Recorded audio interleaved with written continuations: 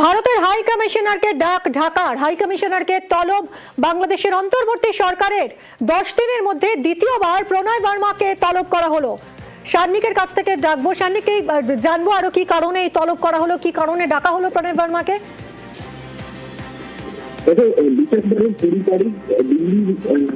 বাংলাদেশের high commission বলছে সেই হাই কমিশনের বাইরের একটি বিক্ষোভ প্রদর্শন হয়। তারপরে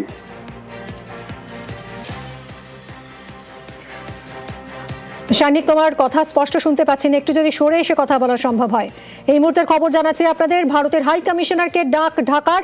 হাই কমিশনারকে তলব করলো বাংলাদেশের অন্তর্বর্তী সরকার।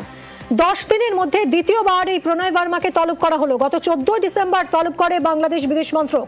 কেন প্রণয় বর্মাকে ডাকা হলো তা এখনো স্পষ্ট নয়। সান্নিক রয়েছে সঙ্গে, আরো জানাবে। সান্নিক, দেখো, মূলত বাংলাদেশের যে দূতাবাসগুলি ভারতে রয়েছে সেই দূতাবাসগুলির যে সুরক্ষা তাই নিয়ে বাংলাদেশ সরকার উদ্বিগ্ন। এই মর্মে তারা ডেকে পাঠিয়েছে বাংলাদেশের হাই কমিশনার প্রণয় বর্মাকে। মূলত দিল্লি এবং তারপর শিলিগুড়িতে যে ভিসা সেন্টার রয়েছে বাংলাদেশে, তার বাইরে বিক্ষোভ প্রদর্শনী এবং তা নিয়েই যে তাদের সুরক্ষা বিঘ্নিত হচ্ছে সেই বিষয়টাকে সামনে রেখেই তারা প্রণয় বর্মাকে ডেকে পাঠিয়েছে। স্বভাবতই অত্যন্ত গুরুত্বপূর্ণ একটি পদক্ষেপ বাংলাদেশ সরকারের পক্ষে, তার কারণ এই যে ঘটনা, এই ঘটনাগুলোর যে ঘটনা প্রবাহ ছিলাম, ভারতের বিদেশ মন্ত্রকের তরফে লিখিত বিবৃতি দিয়ে বলা হয়েছিল যে দূতাবাস রয়েছে এই ঘটনা নিয়ে। অনেক ধন্যবাদ তোমায়।